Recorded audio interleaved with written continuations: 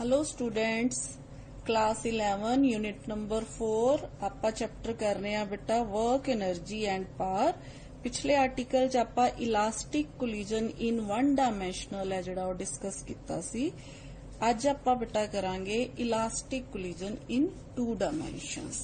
तो आपां देखदे हां elastic collision in two dimension. हाँ जी बेटा, elastic collision in two dimensions की है अपने कोल। पहले केस दे विच आपां कीता कि जदों बॉडीज है स्ट्राइक करन तो बाद कोलाइड करन तो बाद सेम इक्को लाइन दे विच की है मूव करदी है। ठीक है, हुण इस केस च आपां ये देखांगे कि जदों बॉडीज है जिहड़ियां कोलाइड करदियां आपस दे विच तां ओह एक सेम स्ट्रेट लाइन च जाण दी बजाय की है बिखर जांदी है। ठीक है, तां इदां दे कोलिजन नूं आपां की कहने आ बेटा elastic collision in two dimensions. Two dimensions क्यों? क्योंकि यह जिहड़ा प्लेन है जिहड़ियां बॉडीज है वो प्लेन दे विच ही रहिंदी है। ठीक है, टू डायमेंशनल प्लेन दे विच रहन करके इहनूं आपां कहने आ टू डायमेंशनल कोलिजन। हाँ जी बेटा, इहदे वास्ते आपां कंसीडर कर लैने आ कि अपने कोल एक बॉडी है जिहदा मास m है, वो एक्स एक्सिस दे अलोंग मूव कर रही है विद u1 वेलोसिटी नाल ते कोलाइड करती है another particle of mass m2 at rest. ठीक है, after the collision let particles move with velocities v1 and v2 making angle θ1 and θ2 with x axis. हाँ जी बेटा, देखो ये वाला केस है अपने कोल m1 बॉडी u1 वेलोसिटी नाल मूव कर रही है, m2 बॉडी नाल टकरा रही है जिहड़ी की एट रेस्ट है, यानी कि u2 जिहड़ा है वो 0 है। टकरान तो बाद बेटा जिहड़ी बॉडी m1 है वो x एक्सिस दे नाल अपने कोल x एक्सिस है बेटा, x एक्सिस नाल θ1 एंगल ते मुड़ जांदी है, जबकि बॉडी m2 है जिहड़ी x एक्सिस दे नाल θ2 एंगल ते मुड़दी है। ठीक है, वेलोसिटी v1 है जिहड़ी ओ है m1 बॉडी दी ते वेलोसिटी v2 है जिहड़ी ओ है m2 बॉडी दी आफ्टर कोलिजन। ठीक है, आ जिहड़ा अपना आफ्टर कोलिजन सिस्टम है, आ बेटा अपना बिफोर कोलिजन सिस्टम है। हाँ जी बेटा, हुण तुसी जे इत्थे ध्यान नाल देखो अपने कोल जिहड़ी वेलोसिटी v1 है, मान लो अपने कोल आपां इहनूं एज इट इज लै गए वेलोसिटी v1 नूं। जे तुसी इहनूं v1 वेलोसिटी नूं देखो तां ये दो कंपोनेंट्स च ब्रेक हो जांदी है बेटा। पहला कंपोनेंट है जिहड़ा ओ θ1 एंगल जिहड़ा है इहदे नाल v1 cos θ1 हो जाएगा।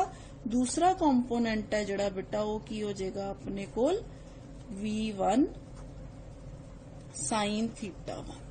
ठीक है, आ दो कंपोनेंट्स है जिहड़े अपने कोल जदों आपां बॉडी कोलाइड करदी है ये दो कंपोनेंट्स च जिहड़ी है ब्रेक हो जाती है। ठीक है, v1 sin θ1 and v1 cos θ1। ठीक है, इसे तरह बेटा जिहड़ी v2 वेलोसिटी है वो भी जिहड़ी है दो कंपोनेंट्स दे विच ब्रेक हो जाती है। देखो आपां इहनूं भी एज इट इज जे आपां लिख दईए, अपने कोल v2 वेलोसिटी है।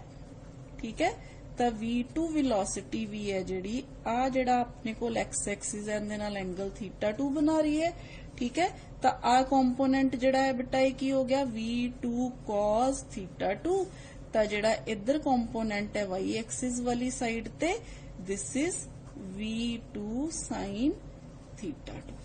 ठीक है, हाँ जी बेटा, देखो आपां parallelogram law of vector addition जे लाइए अपने कोल आ जिहड़ी है वेलोसिटी v होगी आ दोनों कंपोनेंट्स दी, ते आ जिहड़ी वेलोसिटी है वो की होगी अपने कोल v2 है। आ दो कंपोनेंट्स है यानी कि इन्हां दोनों दा रिजल्टेंट है। इधर रिजल्टेंट v1 किदा है v1 cos θ1 ते v1 sin θ1 दा, इधर रिजल्टेंट v2 है जिहड़ा वो किदा रिजल्टेंट है आ दो कंपोनेंट्स दो वेक्टर्स है जिहड़े v2 cos θ2 and v2 sin θ2।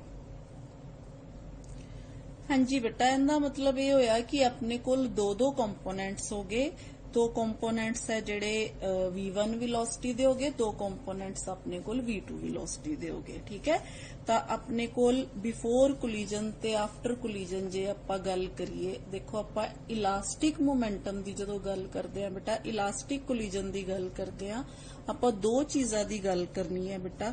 First है जिहड़ा वो की है अपने कोल मोमेंटम, ठीक है, दूसरा बेटा अपने कोल काइनेटिक एनर्जी। ठीक है, आपां इलास्टिक मोमेंटम वाले केस च ये कंसीडर करके चलते हैं कि जिहड़ा मोमेंटम है वो कंजर्वड रहिंदा है before collision and after collision, ते काइनेटिक एनर्जी भी है जिहड़ी वो सेम रहिंदी है before collision and after collision. हुण आपां मोमेंटम जे देखिए बेटा, बिफोर कोलिजन है जिहड़ी अपने कोल मोमेंटम कितना होएगा, m1 मास है बॉडी दा, u1 वेलोसिटी है। ठीक है, ये है अपना first case. Now what is momentum? Momentum है जिहड़ा वो किदे बराबर हुंदा है, मास इनटू वेलोसिटी। तां बेटा इस केस वास्ते अपने कोल मोमेंटम कितना हो जाएगा, जे आपां p1 ले लीए m1 u1। ठीक है, हुण इस केस वास्ते अपने कोल मोमेंटम कितना हो जाएगा, m2 वास्ते अपने कोल u2 0 है, इस करके अपने कोल इस केस च p2 है जिहड़ा वो 0 हो जाएगा। ठीक है, ते जे आपां बिफोर जिहड़ा कोलिजन है गल करिए मोमेंटम दी, तां अपने कोल मोमेंटम है जिहड़ा बिफोर कोलिजन वो इन्ना ही रहेगा, क्योंकि दोनों दा सम की आ जाएगा m1 u1। क्लीयर है बेटा? हाँ जी बेटा, हुण जदों आपां आफ्टर कोलिजन गल करनी है ना, उत्थे अपने कोल जदों आपां मोमेंटम दी गल करनी है ते अपने कोल रेक्टेंगुलर कंपोनेंट्स ऑफ मोमेंटम है जिहड़े वो दो हो जांदे हैं। ठीक है, हाँ जी बेटा, बिफोर कोलिजन है जिहड़ा, बिफोर कोलिजन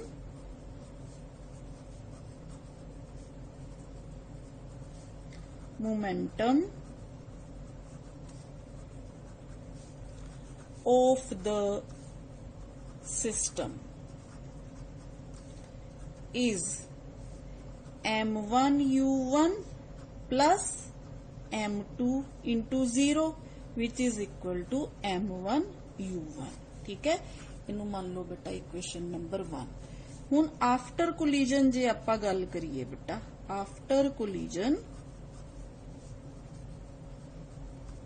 देखो दो कंपोनेंट्स है मोमेंटम दे, तब रेक्टेंगुलर कंपोनेंट्स ऑफ मोमेंटम केड़े हो गए, रेक्टेंगुलर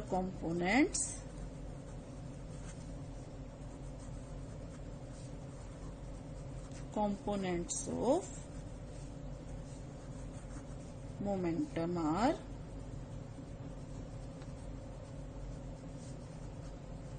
देखो बेटा ध्यान नाल केड़े केड़े दो कंपोनेंट्स हो गए बेटा, देखो m1 v1 cos थीटा 1। ठीक है, m1 v1 cos थीटा 1 ये किधर है बेटा, x एक्सिस दे अलोंग, क्योंकि हुण आपां जिहड़ी गल करनी है आपां रेक्टेंगुलर कंपोनेंट्स दो है अपने कोल, एक x एक्सिस वाल एक y एक्सिस वाल। तां x एक्सिस वाल बेटा अपना मोमेंटम कितना हो जाएगा, x एक्सिस वाल अपना मोमेंटम हो जाएगा m1 into v1 cos theta 1। ठीक है, this is along x axis. ठीक है, इसी तरह बेटा y एक्सिस वाल मोमेंटम कितना हो जाएगा, m1 v1 sin थीटा 1। ठीक है, ये है अलोंग y एक्सिस। ये दो मोमेंटम हो गए अपने कोल, तां आपां इत्थे बेटा इनू शॉर्ट करके लिख लांगे। मोमेंटम्स है जिहड़े नंबर 1 ते अपने कोल आ गया बेटा m1 v1 cos theta 1 along positive x axis. ठीक है, इसी तरह सेकंड कंपोनेंट हो गया बेटा m1 v1 sin theta 1 which is along positive y axis. ठीक है, हाँ जी बेटा, इसी तरह आफ्टर कोलिजन बाकी मास m2 दे दो कंपोनेंट्स हो जाएंगे, जिवें m1 मास दे दो कंपोनेंट्स है उसी तरह m2 मास दे भी दो कंपोनेंट्स हो जाएंगे, वो भी लिख लेने आ बेटा आपां फिर। हाँ जी बेटा, AC4 मास m1। ठीक है, 4 मास m1, ठीक है। Now for mass m2,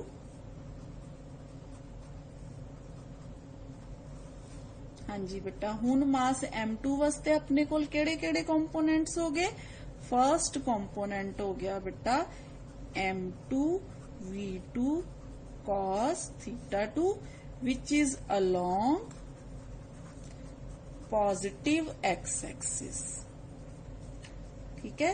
next component हो गया बेटा m2 v2 sin θ2 which is along negative y axis, ठीक है। आ देखो आ जड़ा कंपोनेंट है ये नीचे वाली साइड पे जा रहा है, ठीक है। इस करके किधर हो गया बेटा, नेगेटिव y एक्सिस वाल हो गया जी बेटा। हुण जे आपां principle of conservation of momentum along x axis लगाइए तां अपने कोल बिफोर कोलिजन है जिहड़ा मोमेंटम कितना है m1 u1, ठीक है, क्योंकि अपने कोल है ही ओनली m1 u1 जिहड़ा कि अलोंग एक्स एक्सिस है। ये हो गया आफ्टर कोलिजन। हुण अपने कोल मोमेंटम कितना है बेटा एक्स एक्सिस दे अलोंग, देखो एक है m1 v1 cos θ1, दूसरा है m2 v2 cos θ2। ये दोनों किदे अलोंग है, एक्स एक्सिस दे अलोंग है।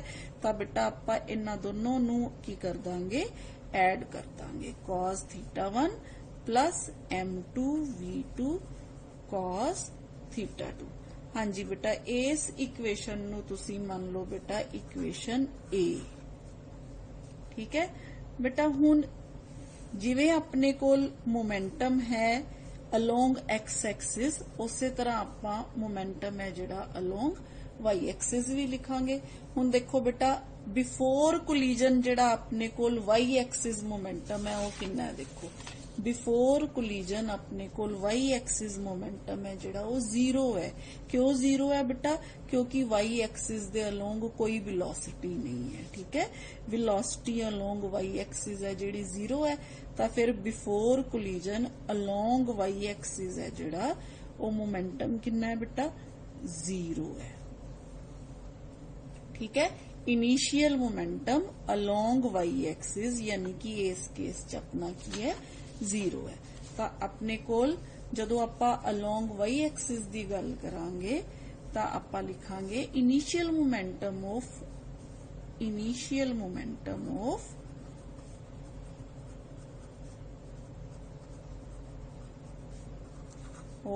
m1 and m2 along y axis is 0, ठीक है, कोई मोमेंटम नहीं है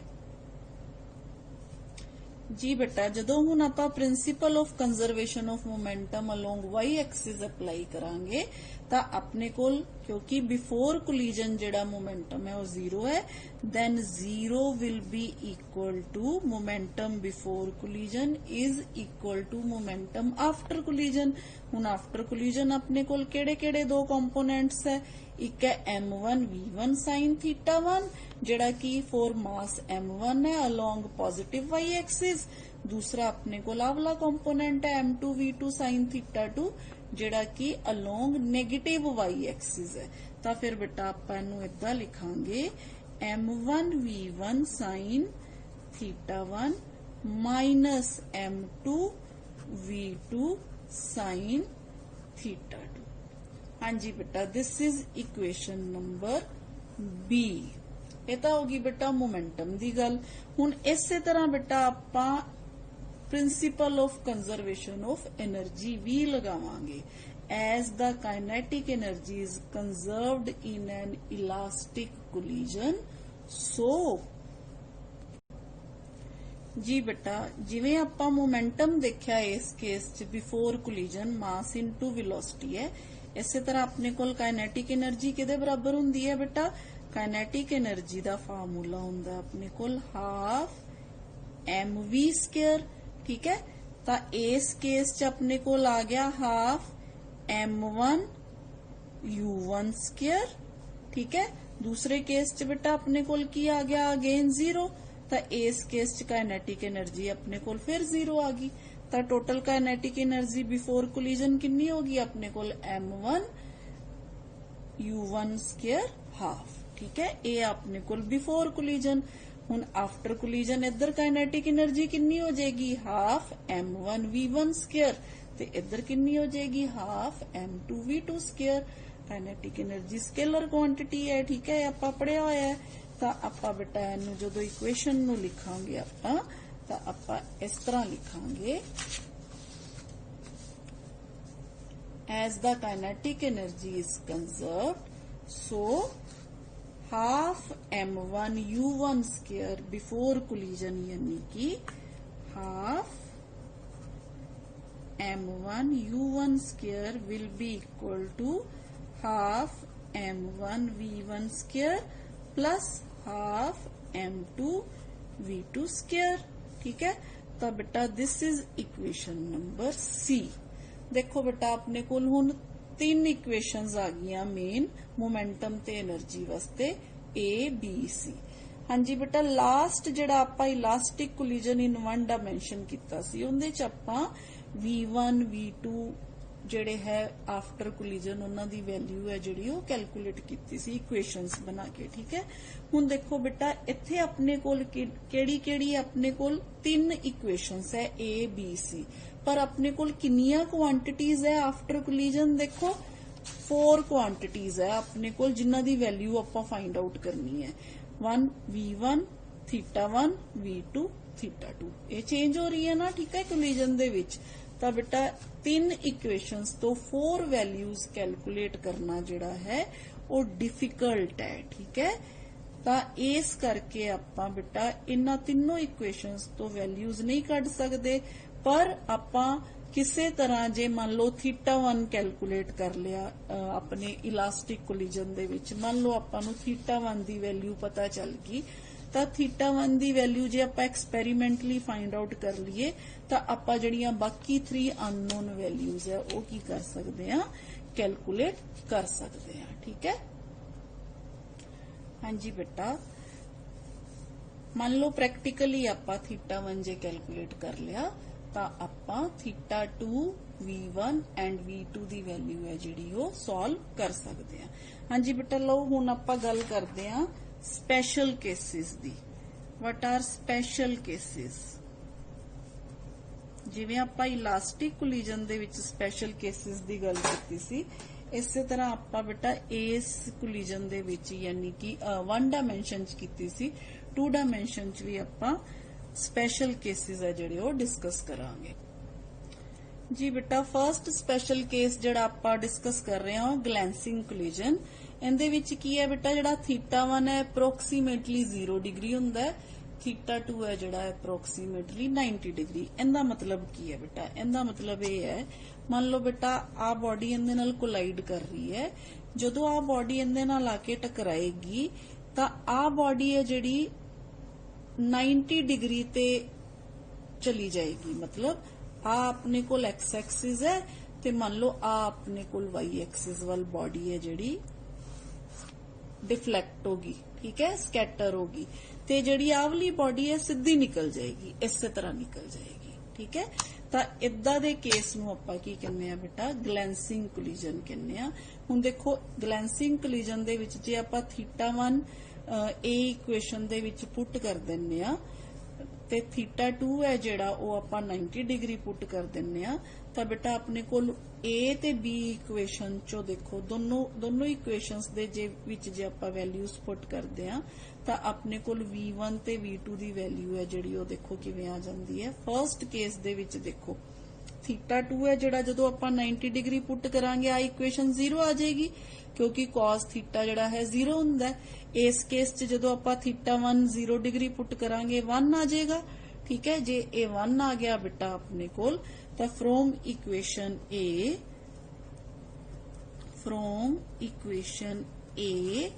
अपने कोल u1 है जिहड़ा किदे बराबर आ जाएगा, v1 दे बराबर। m1 ते m1 है जिहड़े वो कैंसल हो जाणगे। ठीक है, इहनूं आपां इदां लिख लैंदे आ, m1 u1 is equal to m1 v1 plus 0, क्योंकि cos 90 डिग्री है जिहड़ा वो 0 हुंदा है। तो फिर इस इक्वेशन तो अपने कोल u1 है जिहड़ा किदे बराबर आ गया बेटा, v1 ਦੇ ਬਰਾਬਰ ਆ ਗਿਆ, ਯਾਨੀ ਕਿ ਜਿਹੜਾ ਪਾਰਟੀਕਲ 1 ਹੈ ਉਹਦੀ ਵੈਲੋਸਿਟੀ ਆਲਮੋਸਟ ਕਿੰਨੀ ਰਹੇਗੀ, ਸੇਮ ਰਹੇਗੀ। ठीक है, ਤੇ ਨੈਕਸਟ ਆਪਣੇ ਕੋਲ ਆ ਗਿਆ ਬੇਟਾ ਇਸ ਇਕੁਏਸ਼ਨ ਦੇ ਵਿੱਚ ਜਦੋਂ ਆਪਾਂ ਥੀਟਾ 2 ਪੁੱਟ ਹੈ ਜਿਹੜਾ ਉਹ ਕਰਾਂਗੇ ਆਪਣੇ ਕੋਲ ਦੂਸਰੀ ਇਕੁਏਸ਼ਨ ਤੋਂ, ਫਰੋਮ ਇਕੁਏਸ਼ਨ B है जिहड़ी उहदे च अपने कोल की आ जाएगा बेटा, क्योंकि इहदे च अपने कोल साइन है ना, साइन 0 0 हुंदा है, साइन 91 हुंदा है ना। तो इस इक्वेशन तो बेटा अपने कोल जिहड़ी V2 दी वैल्यू है वो कितनी आ जाएगी, अपने कोल 0 दे बराबर आ जाएगी। ठीक है, इस तरह बेटा काइनेटिक एनर्जी है जिहड़ी वो किदे बराबर आ जाएगी, टारगेट पार्टिकल दी kinetic energy of target particle. हाँ जी बेटा, ए किदे बराबर होएगी, half m2 v2 square which is equal to 0, क्योंकि अपने कोल v2 है जिहड़ी वो किदे बराबर आ गई, 0 दे बराबर आ गई, यानी कि टारगेट पार्टिकल्स मीन जिदे नाल जाके बॉडी टकरा रही है। ठीक है, hence in glancing collision the incident particle है जिहड़ा बेटा does not lose any energy, ये कोई एनर्जी लूज नहीं करता, ते जिहड़ा दूसरा पार्टिकल है वो की करता है, वो उनकी एनर्जी जिहड़ी है वो 0 हो जाती है। ठीक है, ए पार्टिकल है जिहड़ा अनस्कैटर्ड है, जिहड़ा वो अगे चला जाता है। ए पार्टिकल है जिहड़ा आ ए पार्टिकल है, आ बी पार्टिकल, ए पार्टिकल है जिहड़ा अनस्कैटर्ड अगे चला जाता है। ठीक है, ते जिहड़ा दूसरा पार्टिकल है उनकी एनर्जी कितनी हो जाती है, 0 हो जाती है। ठीक है, तो इत्थे आपां कह सकते हैं बेटा हैंस द इंसीडेंट पार्टिकल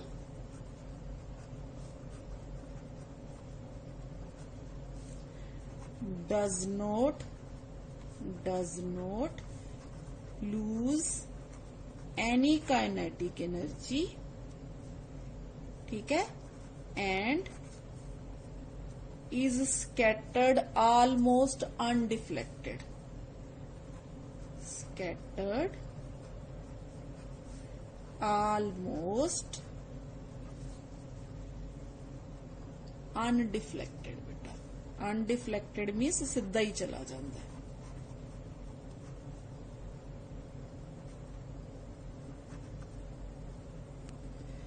जी बेटा नैक्सट जिहड़ा केस है वो अपने कोल है हैड ऑन कोलिजन दा।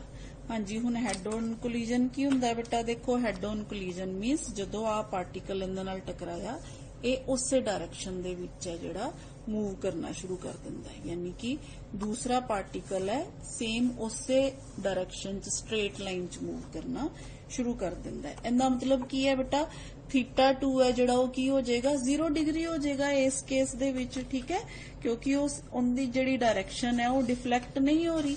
तो बेटा फिर again equation A and B तो फ्रॉम इक्वेशन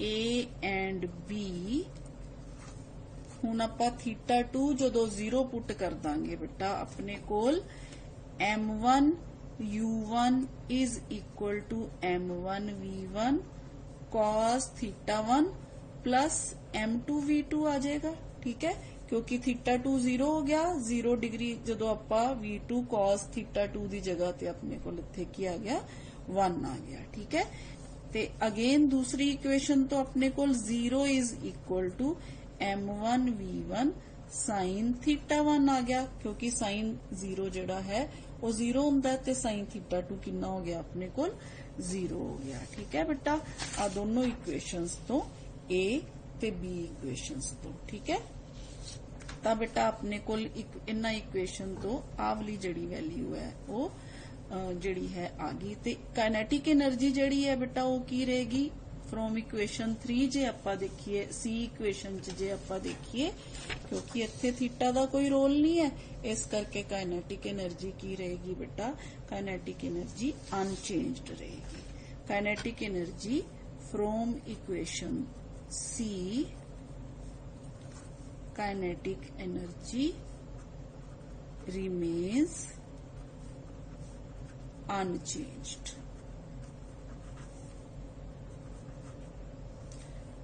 हाँ जी बेटा ए ਤਾਂ ਸੀ अपने ਕੋਲ हेड ऑन कोलिजन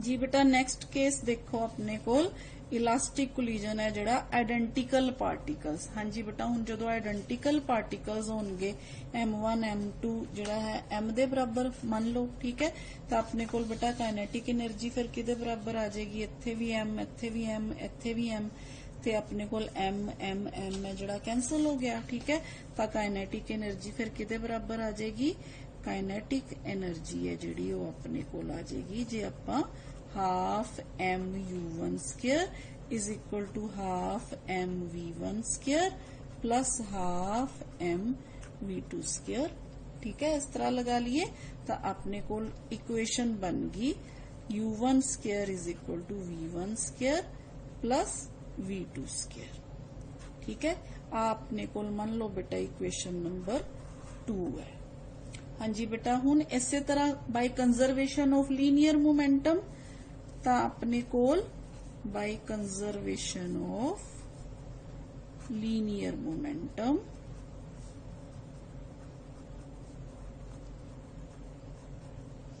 इक्वेशन है जिहड़ी बेटा लीनियर मोमेंटम वास्ते अपने कोल की बन गई mu is equal to mv1 plus mv2 ठीक है और m इत्थे भी कैंसल हो गया बेटा u1 is equal to v1 plus v2 ठीक है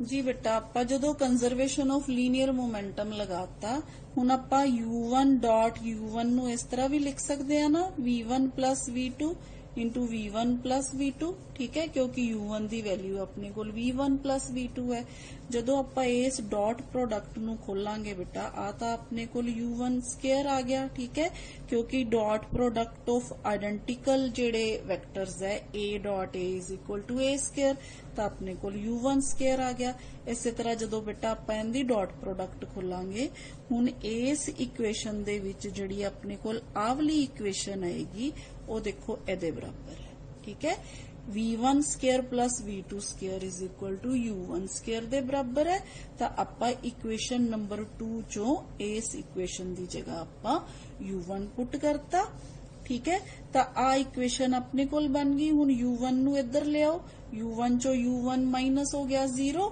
अपने कोल v1 v2 किदे बराबर आ गया बेटा dot product of v1 and v2 है जिहड़ी वो 0 दे बराबर आ गई हुण जदों बेटा डॉट प्रोडक्ट 0 हुंदी दो वैक्टर्स दी ते आपां पढ़िया होया है कि वैक्टर है जिहड़े वो की हुंदे आ दोनों परपेंडिकुलर हुंदे आ एक दूसरे नाल इहदा मतलब ये है बेटा कि जदों आ दो आइडेंटिकल बॉडीज यानी कि दोनों दा मास सेम है ये आपस च टकराणगियां तां ये दोनों आइडेंटिकल बॉडीज है ना जिहड़ियां जदों टकराण तो बाद ਸਕੈਟਰ ਹੋਣਗੀਆਂ ਨਾ ਤੇ ਇੱਕ ਦੂਸਰੇ ਦੇ ਨਾਲ ਇਹ 90 ਡਿਗਰੀ ਦਾ ਐਂਗਲ ਬਣਾਉਣਗੀਆਂ ਦੇਖੋ ਆ v1 है आ v2 है समझ गए बेटा यानी कि आ बॉडी इधर निकल जाएगी आ बॉडी इधर निकल जाएगी ठीक है कुछ भी हो सकता है आ बॉडी इधर जा सकती है आ बॉडी इधर जा सकती है यानी कि एक बॉडी इधर चली जाएगी एक बॉडी